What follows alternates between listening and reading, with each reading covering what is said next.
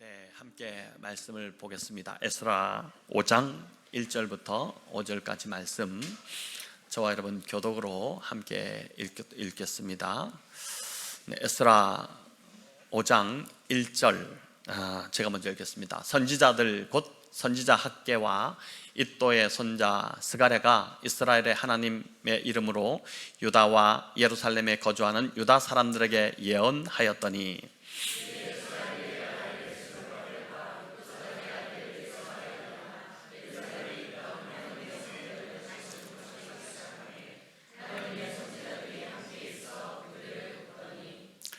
그때 유브라데 강 건너편 총독 닷드네와 스달보스네와 그들의 동관들이 다 나와 그들에게 이르되, 누가 너희에게 명령하여 이 성전을 건축하고 이 성곽을 마치게 하였느냐 하기로. 함께 읽을까요? 하나님이 유다 장로들을 돌보셨으므로 그들이 능히 공사를 막지 못하고 이 일을 다리오에게 아뢰고 그 답장이 오기를 기다렸더라. 아멘. 오늘 이제 에스라서 우리 금요 기도 때 1장을 우리가 살펴봤고요. 오늘 이제 5장으로 여러분 이제 이 말씀은 오늘 듣고 또 GQS 본문을 가지고 목장 모임을 하시게 될 텐데, 이 5장 속에 나타나 있는 하나님의 은혜를 오늘 또 들으시고 목장 모임에서 풍성하게 좀 나누는 시간 되시면 좋겠습니다. 선한 의도를 가지고 시작한 일이 정말 좋은 의도였는데 주변에 극심한 반대에 부딪혀서 지연되거나 아예 중단되는 경우들이 종종 있습니다. 자, 이럴 경우 그 일을 시작했던 사람들도 사기가 저하되고 또 의지가 다 꺾여서 주저앉거나 이제 포기하기도 합니다. 성전 건축에 이 부푼 기대를 안고 예루살렘에 돌아왔던 이 유다 백성들 역시 이런 참 어려움에 지금 부딪혔습니다.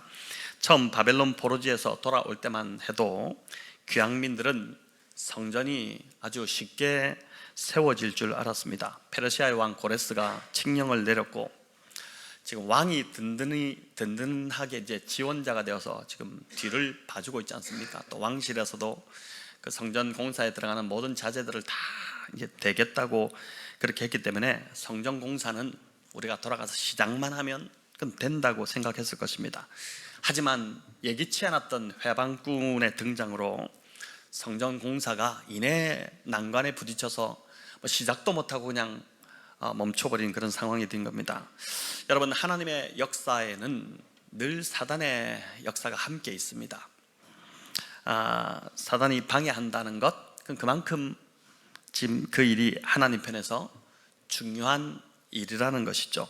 겉으로 보기에는 이게 지금 민족 간의 갈등처럼 에스라서에 나타난 이 상황이 민족 간의 갈등과 또 다툼 같은 것처럼 보이지만 실은 그 이면에 지금 하나님의 성전이 무너졌던 하나님의 성전이 다시 세워지는 것을 도저히 참지 못하는 사탄의 방해가 있는 것입니다. 여러분 4장 1절을 이제 5장 오늘 다루고 있는데 4장을 잠시 또 말씀드리면 4장 1절에 보면 이 회방꾼들을 가리켜 대적이라고 이렇게 표현합니다. 여러분, 대적, 누군가에게 나의 대적이다, 이는 함부로 쓸 말이 아니잖아요. 이 표현 하나만 보더라도 이 사람들이 지금 예루살렘에 돌아온 귀향 백성들을 그동안 어떻게 대했는지를 알 수 있는 것입니다. 굉장히 핍박하고 함부로 대하고 또 그들이 하는 일들을 하지 못하게 이제 그렇게 했다는 것이죠. 여러분, 이런 방해로 인해 성전 공사가 이제 바로 시작되어야 될 그 공사가 그렇게 되지 못하고 대략 16년에서 한 18년 정도의 허송 세월을 이제 보내게 됩니다. 주전 538년에 고레스가 칙령을 이제 내리게 되었는데 그 이후로 이제 바로 귀향길에 올랐죠. 그리고 성전 공사가 몇 년에 끝나냐면은 주전 이제 520년경에 시작이 됩니다. 시작이 되는, 그러니까 538년에서 520년, 약 18년 정도의 시간이 흐른 것이죠. 아예 시작도 못하게 극심하게 방해를 놓은 것입니다. 처음에 이 대적들은 자기들도 성전 공사에 참여하게 해달라고 압력을 넣었습니다.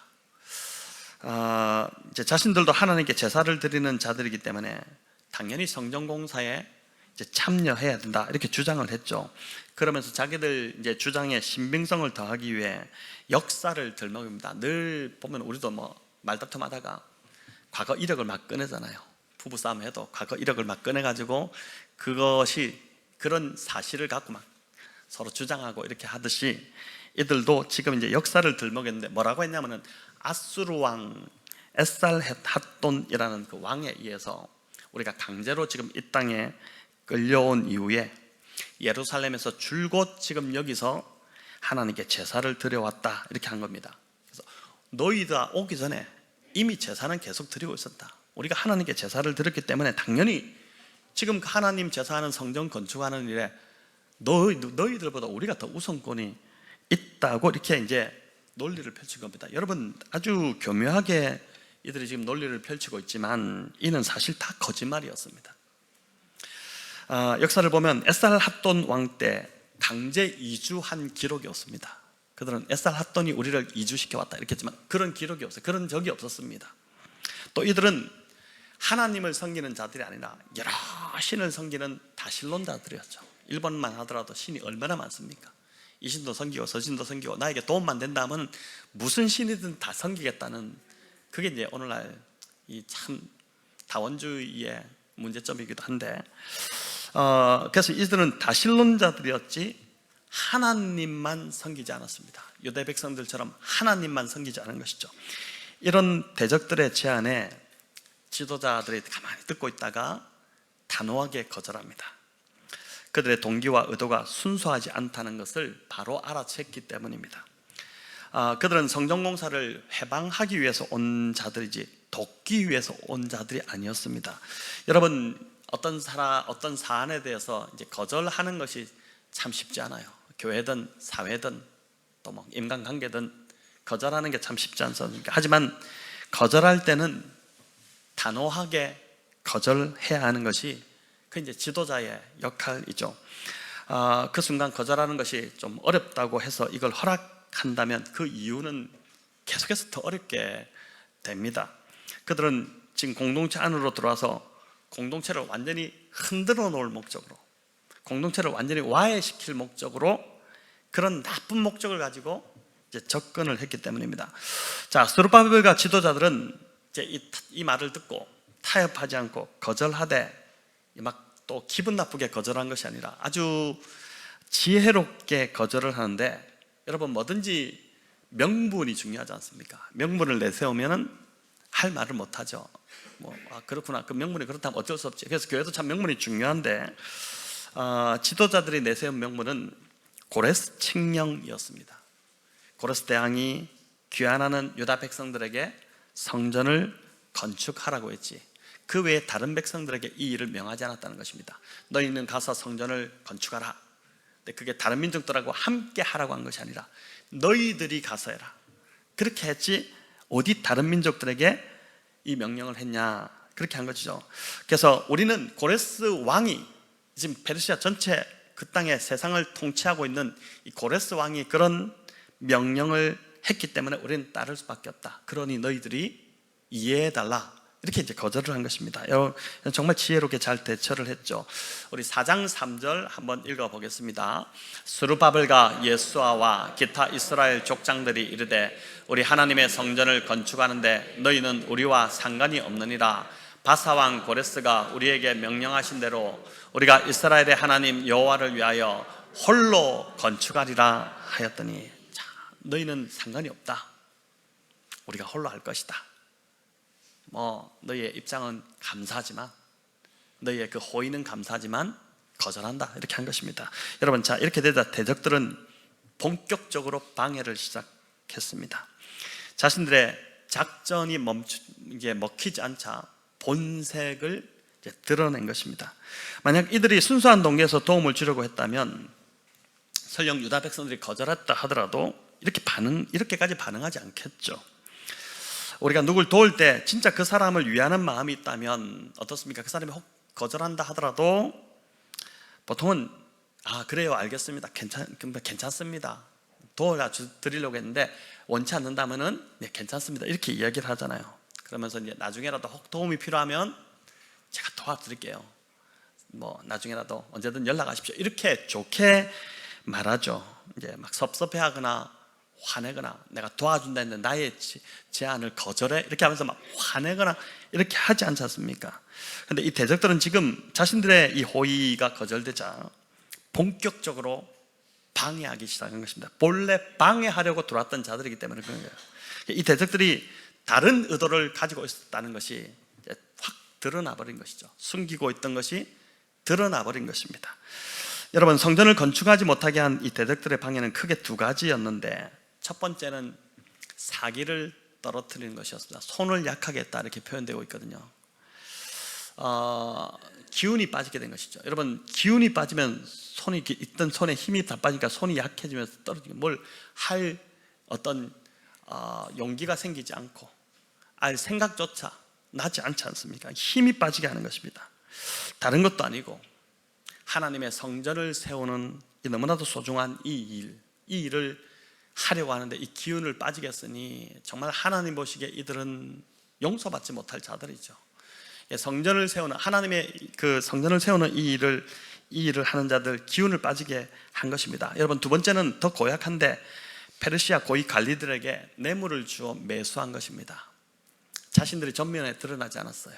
뒤에 살짝 숨어가지고 관리들을 매수해가지고 그렇게 해서 이제 관리들로 하여금 성전 건축을 막게 한 것입니다. 참 나쁜 것입니다. 대적들의 이 공격은 이렇게 계속 공격은 됐던 이 공격은 한두 번에 그친 것이 아니었죠. 우리 4장 4절과 5절을 한번 같이 읽어보겠습니다. 이로부터 그 땅 백성이 유다 백성의 손을 약하게 하여 그 건축을 방해하되 바사왕 고레스의 시대부터 바사왕 다리오가 즉위할 때까지 관리들에게 뇌물을 주어 그 계획을 막았으며, 여러분, 고레스 또 그 아들 캄비세스 그리고 이제 다리우스 이렇게 연결되는데 이 기간이 거의 한 20년 정도에 가까운 세월이었습니다. 정말 집요하게 방해하고 겁을 주고 아무것도 못한 게 아닌 겁니다. 여러분, 20년, 저희 교회 올해 8주년인데 이 8주년의 시간도 돌아보면 야, 참 별의별 일 다 했었다 이렇게 되는데, 이 20년의 세월 얼마나 긴 세월입니까? 뭘 하려고 했는데 못하게 그렇게 했으면 그 20년을 그냥 지금 이렇게 보내고 있으니 얼마나 답답하겠습니까? 그래서 포로에서 돌아온 이 백성들은 지칠 대로 다 지쳐 있었고 아마 대단히 위축되어 있었고 그냥 뭐 자포자기 상태 같은 그런 상황이었을 것입니다. 자, 그렇다면 하나님은 포로지에서 귀향한 이 백성들에게, 그것도 지금 성전을 세우겠다, 오늘날로 말하면 교회를 세우겠다 이렇게 온 사람들에게 왜 이런 시련을 허락하신 것일까요? 우리가 금요일 날 이제 에스라 1장에서도 살펴보았지만은 하나님께서 이 성전 공사를 하기 위해서 대단히 이제 하나님이 움직이셨는데, 그게 뭐냐면 고레스 왕의 마음을 감동시키셨죠. 성령의 감동을 주시고 또 그 백성들의 마음을 감동을 주시고 또 주변에 유다 백성들과 함께 살아가던 그 주변의 이웃 뭐 이런 바벨론 사람들, 그들에게도 감동을 주셔서 그들이 금은보화 온갖 많은 것들을 주어서 그걸 갖고 성전 건축하게 하도록 올라오도록 했잖아요. 그렇게 했는데 왜 하나님은 이 성전 지으러 온 사람들이 시작하려고 할 때 그 주변 사람들, 예루살렘 주변에 있던 대적들의 마음은 감동시키지 못하신 것일까? 하나님 그거 하실 수 있잖아요. 근데 왜 그들은 감동시키지 않으신 것일까? 그 20년이라는 이 세월을 보내게 하신 것일까? 여러분, 어려움이 올 때 우리는 하나님이 왜 침묵하시는지 답답하고 이해되지 않아서 힘들어합니다. 하나님이 살아계시다면 왜 이런 일이 나에게 있어요? 닥쳐야 되냐? 왜 이 어려움을 해결해 주시지 않느냐? 이렇게 하면서 때로 이제 그게 심해지면 원망의 마음이 들기 시작하고 하나님을 불신하는 마음까지 생기게 되지 않습니까?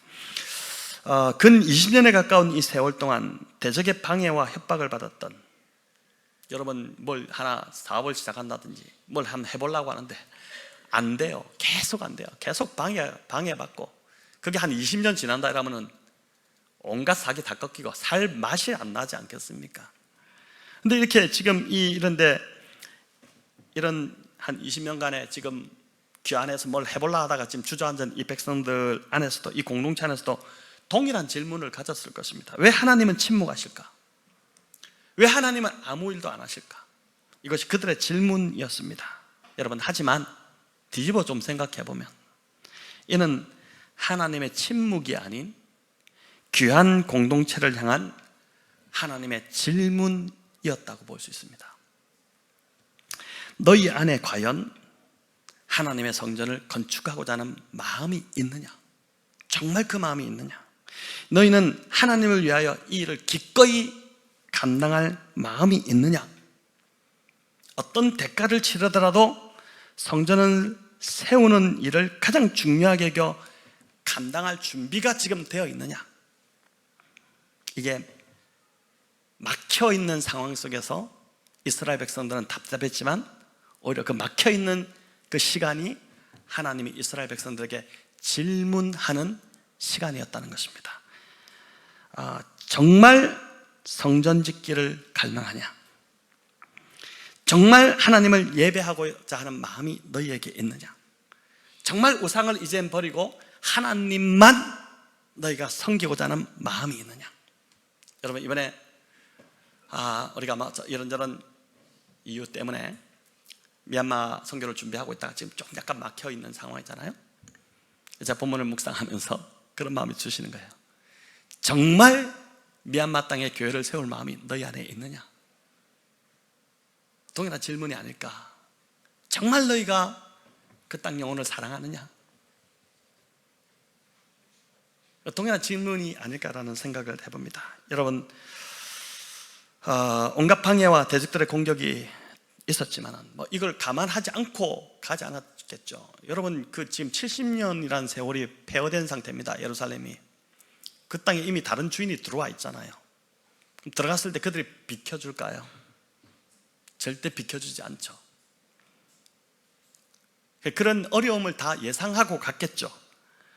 그렇지만은 이 백성들이 성전을 짓고자 하는 정말 그런 마음이 있었다면 20년이라는 세월 동안 지연되지는 않았을 것입니다. 하나님께 나와 부르짖고 도움을 구했다면 하나님이 그 진심을 보시고 분명 마음을 움직이셨을 거예요. 하지만 이들은 이런저런 방해에 부딪히자 마음을 놓아버렸어요. 마음을 편하게 먹기 시작한 것입니다.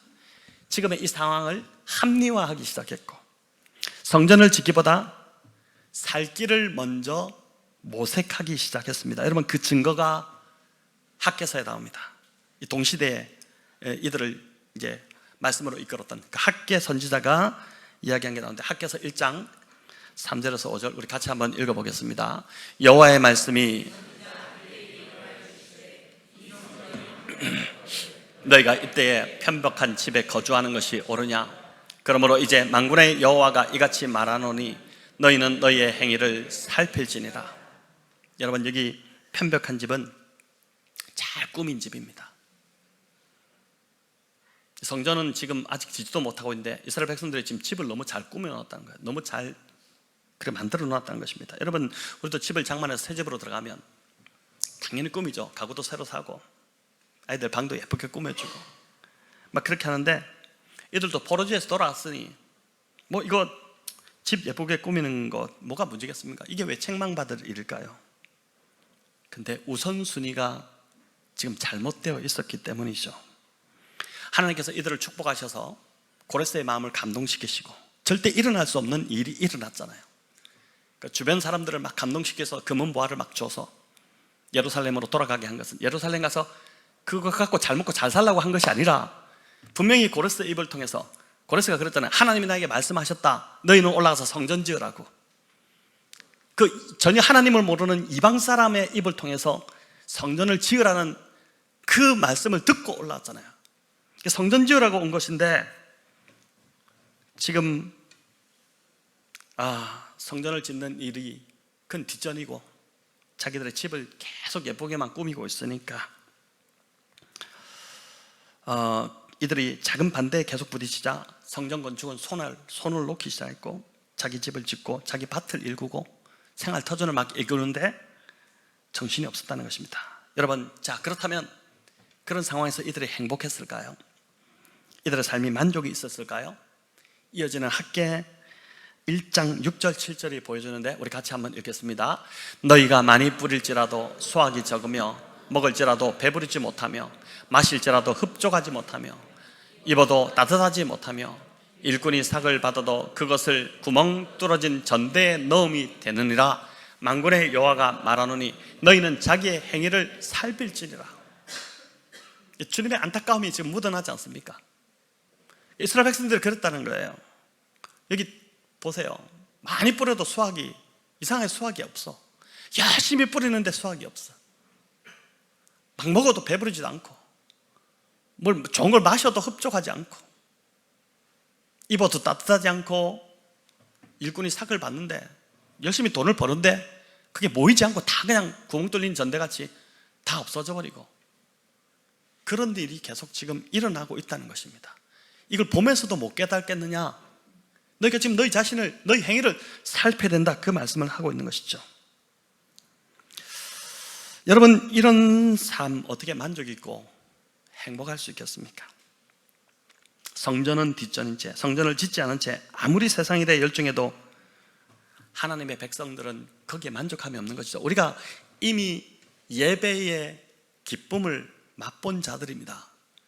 정말 우리의 참 기쁨은 하나님을 예배하는 데서, 하나님을 섬기고 하나님을 사랑하는, 하나님과 깊은 관계를 맺는 데서 진짜 참 기쁨이 있다는 것을 맛본 자들이기 때문에 이 다른 모든 것들로 채우려고 해봐도 그 허전함을 채울 수가 없는 것이죠. 여러분, 혹 요즘 나의 삶이 이 말씀처럼 만족이 없고 열매가 없고 뭘 해도 자꾸 이게 뭐가 잘 안 되고 뭔가 좀 이게 뭔가 만들어지지 않고 계속 모래를 신 것 같이 자꾸 빠져나가고, 여러분, 그렇다면 지금 나의 우선순위가 다르게 되어 있는지를 점검하셔야 됩니다. 정말 주님이 말씀하실 때 먼저 그의 나라와 의를 구하라, 그 다음에 이 모든 것을 너에게 더해 줄 것이다. 분명한 원리를 산상수훈해서 우리에게 주님 말씀하셨는데 이것이 정말 나에게 있는지, 뭐가 바빠요, 하는데 바쁜데 진짜 내 안에 이런 참 만족이 없다면, 뭐가 잘 되는 것 같은데 내 마음은 여전히 공허하다면, 채워지지 않는다면 이 학개서의 말씀이 우리의 지금 모습일 수 있다는 것입니다. 그렇다면 학개 선지자가 우리에게 말씀하듯이 너희 행위를 살피라고 하잖아요. 살펴야 된다. 지금 그냥 그렇게 가면 안 된다. 살피고 돌이켜야 된다는 것입니다. 여러분, 마태복음 22장에는 이제 혼인잔치 비유가 나옵니다. 이게 제가 어제 말씀을 준비하면서 이 비유가 계속 떠오르면서 이게 제 머리 계속 맴도는 거예요. 그래서 하나님 주신 말씀인 것 같은데 이게 뭘까? 묵상을 좀 하기 시작했는데 주님이 천국을 비유하시기를 천국은 마치 혼인잔치를 베푼 어떤 임금과 같다, 이렇게 시작을 합니다. 마태복음 22장에 나와요. 잔치를 성대하게 준비해놓고 종들을 시켜서 청한 사람들, 이미 청한 사람들이 있었어요. 오라고. 그 사람들을 혼인잔치에 오라고 했습니다. 잘 준비했어요. 맛있는 음식 많이 하고 그들을 좀 기쁘게 해주려고 그렇게 오라고 했더니 어떤 반응이 일어나냐면 다들 오기를 싫어했다.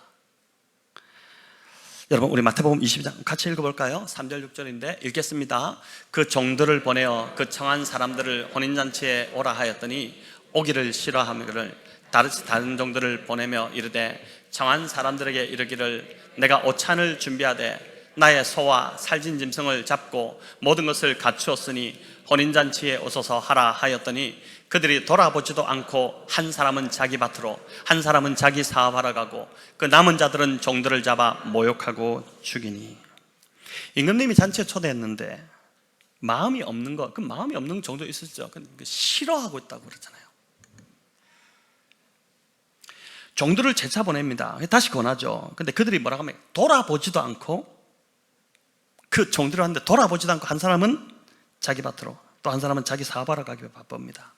여러분, 병행본문인 이 비유 동일한 본문이 이제 누가복음 14장에 나오는데 뭐라고 했냐면 소를 삭기에 못 가고 또 장가들었기에 못 간다, 그렇게 이야기해요. 하나님 나라에는 관심이 없고 다 자기 일에 바쁩니다. 자기 일 하는 거 건드리니까 싫어해요.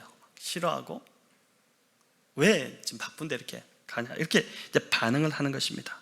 심지어 여기 그러니까 초청하기 위해 보낸 종들, 왕의 종들을 잡아서 모욕하고 죽이기까지 했습니다. 여러분, 이상하잖아요. 이들이 왜 이렇게 행동하지? 이게 이상하지 않습니까? 안 가면 안 가는 거지. 왜 초청 신부로만 그 죄 없는 종들을 잡아 죽이기까지 했을까요?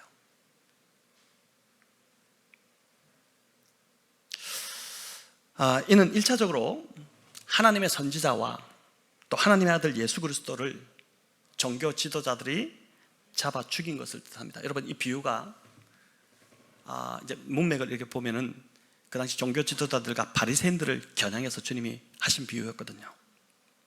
왜 죽였을까요? 바리새인과 종교 지도자들이 왜 예수님을 죽였습니까? 시기와 질투심이었죠. 종교 지도자들 정말 율법을 열심히 지키고, 얼마나 열심입니까? 하나님의 일에 얼마나 열심히 해요. 구제와 금식과 봉사도 열심히 하는 자들이었습니다. 그런데 갑자기 어느 날 자기들이 완전히 중심에 있었죠. 어느 날 갑자기 예수 그리스도라는 청년이 나타난 겁니다. 사람들이 그리로 몰려가기 시작해요. 자기들은 안중에도 없고 거기로 다 가서 그 예수님께로 몰려가니까 자신들은 인정받지 못하고 주님이 인정받으니 참지 못하게 된 것입니다. 자신들이 계속해서 드러나고 집중하고 있었는데 자신들이 아닌 예수 그리스도가 드러나기, 당연히 예수님이 드러나야 되잖아요. 그분이 만왕왕이시고 그분이 우리의 인생의 주인이신데, 지금도 마찬가지죠. 우린 자꾸 우리를 드러내기를 원하는데 사실은 주님이 드러나셔야 되잖아요. 그분이 우리를 지으셨고 그분이 우리의 영광을 받으시기에 합당하신 하나님이신데, 근데 바리새인들이 그 하나님이 오셨음에도 불구하고 하나님을 보지 못하고 자기의 영광을 빼앗기니까, 자기가 집중받지 못하니까, 자기가 드러나지 못하니까 이를 갈기 시작했고, 결국은 온갖 인간적인 방법을 다 써서 예수 그리스도를 십자가에 못 박아 죽이지 않습니까? 그런데 이들은 보니까, 이 비유에서 보니까 하나님 나라에 들어오라고 해도 안 들어갑니다. 들어가지 않으면서 하나님 나라에서 열심히 섬기고 있는 그 종들,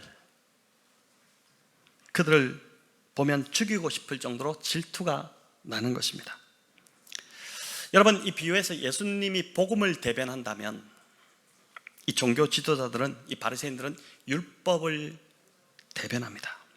지금 이 비유 안에는 율법과 종교가, 또 율법과 복음이, 종교와 복음이 여러분 막 충돌하고 있어요. 근데 복음 앞에 서면 여러분 율법은 거짓으로 드러납니다. 그게 지금 이 비유 안에 예수님이 오시자 바리새인들과 종교 지도자들이 다 거짓으로 드러났잖아요. 그러니까 율법이 그게 너무 싫으니까 복음을 죽여서 없애버린 것입니다. 저 없어져야지 내가 진짜가 되는 거예요. 저게 진짜예요. 복음이 진짜니까 복음을 없애야지 내가 진짜가 되는 것입니다. 바리새인들은 지금까지 자신이 옳다고 여기고 살았어요. 사람들도 그들을 다 인정했어요. 그들이 옳은 줄 알았어요. 근데 복음 앞에 딱 서니까, 진짜 복음이 오니까, 진짜 빛이 오니까 자기들이 거짓인 게 드러나니까, 그 인정하기 싫으니까, 인정하기 싫으니까 견디지 못하고 어처구니 없게 복음을 없애버리는, 여기서 이해할 수 없는, 이 비유에서 이해할 수 없는, 왜 종들을 죽여요? 안 가면 안 가는 거지. 그런 일이 벌어진 것입니다. 자기를 부인하고 자기를 부정해야지, 결국 자신이 잘못되었다는 것을 인정해야지, 자신이 회개해야 될 것들이 있다는 것을 인정해야지 결국 임금이 초대한 그 잔치에 들어갈 수 있고 구원을 받는데, 끝까지 자신을 부인하지 않고 자신을 옳다고 하니까 결국 성함을 받았지만 택함을 받지 못하는 비극이 일어나는 것입니다. 여러분, 이 비유 끝에 보면은 주인이 뭐라고 하냐면, 성함을 받은 자들은 많은데 택함을 받은 자들은 정말 작다는 그 이야기를 해요. 그 안타까움을 주인이, 그 왕이 토로를 합니다. 여러분, 오늘 주님의 이 비유를 우리가 좀 가볍게 여기지 않기를 바랍니다.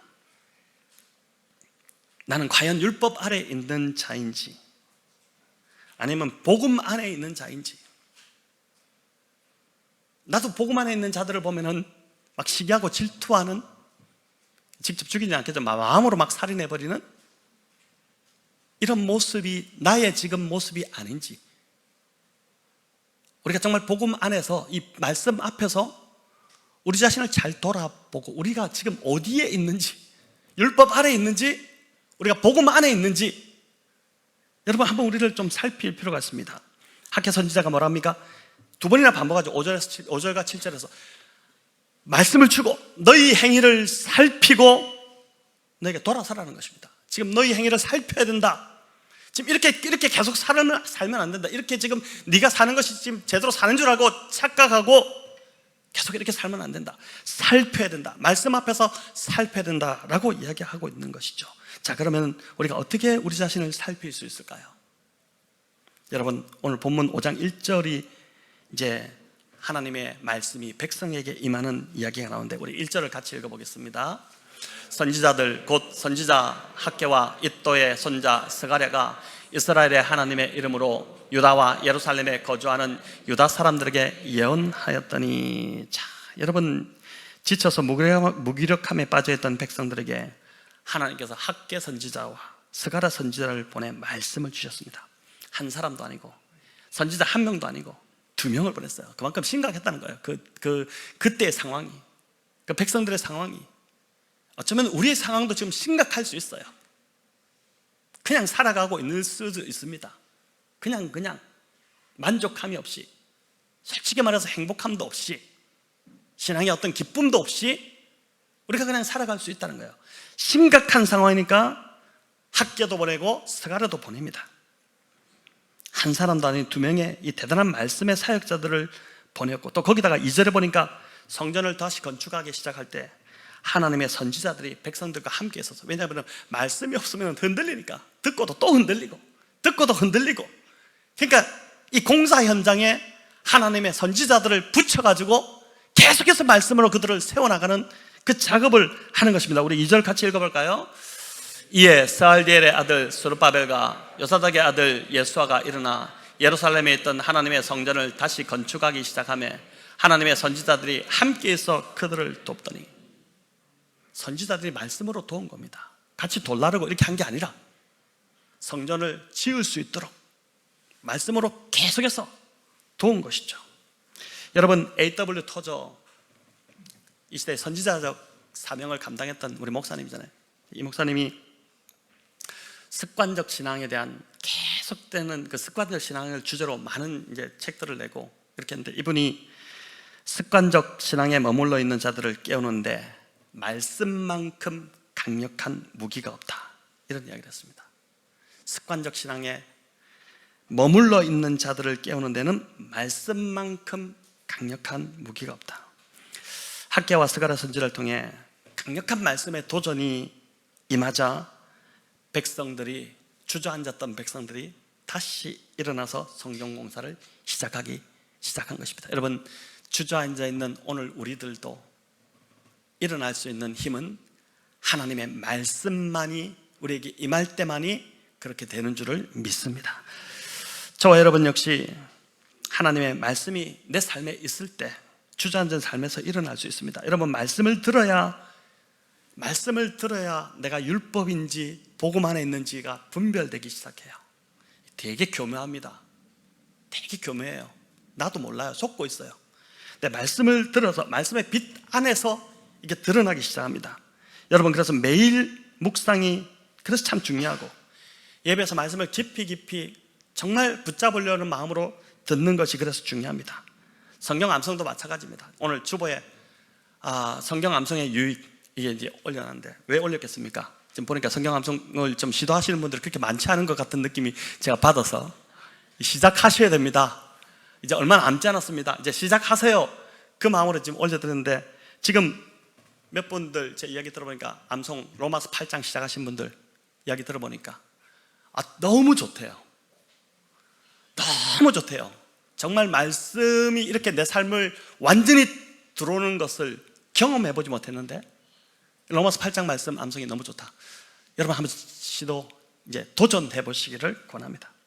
여러분, 말씀을 이제 들을 때 나타나는 반응이 있는데, 말씀을 제대로 들으면은, 말씀이 제대로 우리 안에 임하기 시작하면 어떤 증상이 일어나냐면은 반드시 회개가 일어납니다. 회개가 일어나요.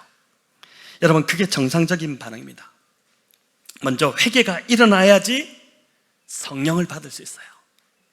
말씀을 받고 회개가 일어나야지 성령을 선물로 받을 수 있는 것입니다. 여러분, 오순절 베드로의 설교를 들었던 수천 명의 사람들의 공통점이 있는데, 수천 명의 사람들이 베드로의 설교를 듣고 주님께로 돌아오잖아요.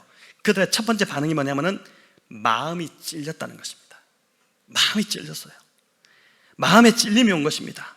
여러분, 그런데 동일하게 사도행전 7장에 보면은, 이 사도행전 2장에 베드로의 설교가 나오고, 사도행전 7장에 보면 또 하나의 설교가 나오는데, 누구냐면은 성령 충만한 집사 스데반의 설교가 나옵니다. 근데 스데반의 설교를 듣고도 사람들이 똑같이 마음이 찔려요. 똑같이 마음이 찔렸는데 그 다음 반응은 완전 달랐습니다. 스데반의 설교를 듣고는 사람들이 마음에 찔려 이를 갈았습니다. 우리 한번 말씀 보여주실래요? 그들이 이 말을 듣고 마음에 찔려 그를 향하여 이를 갈거늘. 여러분, 말씀을 듣고 이를 가지 마시기 바랍니다. 이를 가면 안 돼요. 그래서 이를 가니까 이들이 어떻게 합니까? 스데반을 돌로 쳐 죽였죠. 찔림이 왔는데 하나님 죄를 지적하시는데, 그러니까 똑같잖아요. 오늘 이 비유에 나오는 이 사람들, 종들을 돌로 쳐 죽였잖아요. 싫은 거예요. 그들을 보면은 자기들이 가짜라는 것이 드러나니까 싫으니까 돌로 쳐 죽여버린 것입니다. 죽인 것입니다. 반면 오순절 베드로의 설교를 들었던 자들도 똑같이 마음이 찔렸고 어찌할꼬 이렇게 단식하는데 베드로가 이들을 회개로 초청합니다. 회개로 초청합니다. 우리 같이 한번 읽어보겠습니다. 사도행전 2장 37절 38절. 그들이 이 말을 듣고 베드로와 다른 사도들에게 물어 이르되, 형제들아, 우리가 어찌할꼬 하거늘 베드로가 이르되, 너희가 회개하여 각각 예수 그리스도의 이름으로 세례를 받고 죄사함을 받으라. 그리하면 성령의 선물을 받으리니. 아멘. 저는 저와 여러분의 살 길이 이 말씀에 있다고 확신합니다. 위선적인 신앙, 율법적인 신앙에서 벗어날 길은 말씀을 듣는 데서부터 시작합니다. 여러분, 말씀을 들어야 살 수 있습니다. 그리고 말씀을 들을 때 찔림이 오면 회개로 나아가야 됩니다. 말씀을 들을 때 찔림이 오면 이를 가는 것이 아니라 회개로 나아가야 돼요. 여러분, 회개하고 죄사함을 받으면 반드시 성령을 받게 될 것이고, 그때부터 우리는 하나님 나라가 비로소 우리 눈에 들어오기 시작할 거예요. 그렇게 그냥 이론적으로만 들었는데 회개하고 성령을 받고 나니까 내 눈이 열려서 하나님 나라가 보이기 시작하는 것입니다. 여러분, 그때부터는 예배가 더 이상 의무가 아니라 즐거움이 되기 시작하고, 주님을 섬기는 것이 부담이 아니라 정말 기쁨이 되기 시작하게 되는 것입니다. 여러분, 우리가 살 길은 말씀을 듣고 말씀을 붙들고 이 말씀이 내 삶을 뚫고 들어오도록 하는 것입니다. 나아가 그렇게 될 때 그 다음 반응, 회개에 이르러야 합니다. 여러분, 바른 마음으로 회개하기 시작할 때 그 다음 따라오는 게 뭐냐면 죄사함의 은혜가 넘치기 시작해요. 회개 후에 오는 것이 죄사함의 은혜가 넘치기 시작합니다. 여러분, 성도가 경험할 수 있는 기쁨, 가장 큰 기쁨이 뭘까요? 물질적 복을 받고 기도하던 기도가 응답되고 바라던 사업이 뭐가 어떻게 잘 되고 이런 게 기쁨이 아니라 진짜 비교할 수 없는 기쁨인데, 그게 뭐냐면은 죄사함의 기쁨입니다. 성도가 경험할 수 있는 가장 큰 기쁨은, 성경이 말하고 있는 것은 죄사함의 기쁨이에요. 우리가 이 기쁨을 맛보았고 지금도 예배 중에 이 기쁨을 맛보고 계시고, 이 기쁨 때문에 우리가 예배가 은혜가 있는 것이잖아요. 왜 예배가 은혜가 있습니까? 이 죄사함의 기쁨이 우리 안에서 넘치고 있기 때문에 우리가 은혜가 있는 것이죠. 여러분 죄사함 받고 성령을 선물로 받을 때 그때부터 이제 비로소 신앙이 시작되는 겁니다. 그때부터 정말 우리의 삶은 달라지게 됩니다. 자, 보니까 그래서 이번에 우리 미얀마 선교를 하면서도 이게 보니까 성령을 받아야지만 선교도 할 수 있어요. 선교 아무나 하는 것 아닙니다. 선교지 가면 여러분 똑같은 나라를 여행 가면은 별 문제 없지만 선교로 가면은 사고가 나요. 늘 사탄이 가만히 있지 않기 때문에. 선교도 성령을 받아야 선교할 수 있고, 성령을 받아야 직분도 감당할 수 있고, 성령을 받아야 신앙이 자랄 수 있는 것입니다. 겨우겨우 내 힘으로 봉사하고 섬기고 그러다가 지치고 불평하고 그만두고 그런 신앙이 아니라 정말 오늘 학계 선지자가 우리에게 도전하는 것처럼 지금 우리의 행위를 살피고 회개하고 성령을 사모하시기를 간절히 바랍니다. 그래야 여러분 성전을 건축할 수 있습니다. 성령을 받지 못하면 잘 분별도 하지 못해요. 무엇이 옳은지 무엇이 그른지도 잘 모르고 내가 누구인지 나의 정체성이 무엇인지도 이제 성령을 받지 못하면 몰라요. 그저 사람의 말 듣고 그냥 휩쓸려가는 신앙일 뿐입니다. 여러분 성령을 받아야 하나님이 지금 어떤 일을 내 안에서 하고 있는지가 보이기 시작하고 우리가 성령 충만해야지 교회 안에 하나님께서 지금 어떻게 이 교회를 끌어가시는지가 분별되고 보이기 시작하는 것이죠. 여러분 주께서 피 흘려 세운 백원영동교회, 정말 이 교회를 세우기 위해서 우리 주님이 피 흘려 값을 지르셨는데 이 교회를 세우는 이 사명에 여러분 정말 우리 자신을 살피고 회개하고 죄사함 은총을 경험하고 성령을 받음으로 이 사명을 감당할 수 있기를 바랍니다. 성도 여러분, 성전을 세우는 이 에스라서 느헤미야서, 저는 이 에스라서 느헤미야서가 지금 이 시점에 저희 교회에 주어진 것 너무너무 감사하다는 생각이 듭니다. 하나님 정말 완벽하신 분이시고 정말 정확한 말씀을 정확한 때에 교회에 주시는 분이시다. 그래서 하루하루 큐티가 정말 기대가 돼요. 재밌고 묵상 속에서 길러내는 것들이 너무나도 신선하고. 여러분 그런데 이제 에스라서 느헤미야서를 이제 더 사모하시면서, 에스라서가 빨리 지나가는 게 지금 아까울 정도예요. 막 사모하시면서 더 깊이 묵상하시고 말씀을 통해 찔림을 주시면 회개하시고 성령 받음으로 여러분 주의 일을, 또 주님을 섬기는 이 일을 기쁨으로 또 기꺼이, 그리고 정말 진짜 성도로 성전을 세워가시는 저와 여러분 다 되시기를 우리 주님의 이름으로 축원합니다.